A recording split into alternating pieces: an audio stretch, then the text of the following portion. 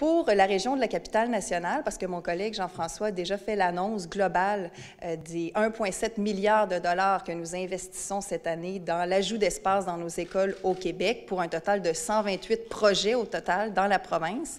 Et pour la région de la Capitale-Nationale, ces investissements toucheront 4 beaux projets dans 2 commissions scolaires pour un investissement de plus de 36 millions de dollars.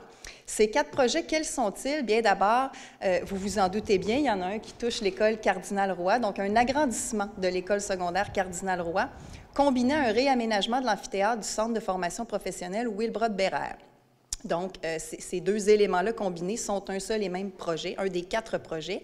Le deuxième, l'agrandissement de l'école secondaire Joseph-François Perrault, juste ici en haut, près du centre Lucien-Borne. Le troisième, on ajoute 5 classes au projet de construction de l'école primaire, d'une école primaire dans le cadre du projet Lab-École. Donc, à l'origine, on prévoyait 15 classes et nous portons le total à 20 classes. Donc, on ajoute 5 classes dans ce projet de Lab-École.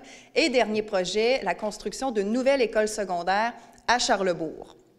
Alors, tout ça va nous permettre d'ajouter au total 2088 places pour nos jeunes dans la Capitale-Nationale, répondant évidemment à un besoin criant, comme je l'ai dit, pour nos familles d'ici. Et comme on est ambitieux, on estime que l'école primaire pourrait être prête dans 2 ans et que les écoles secondaires le seraient dans 3 ans. Et à chaque année, en fait, les commissions scolaires déposent leurs besoins en termes d'espace supplémentaire et donc le nombre d'espaces dont ils ont besoin et la façon dont ils entendent créer ces espaces-là, agrandir des écoles, créer des nouvelles écoles, etc.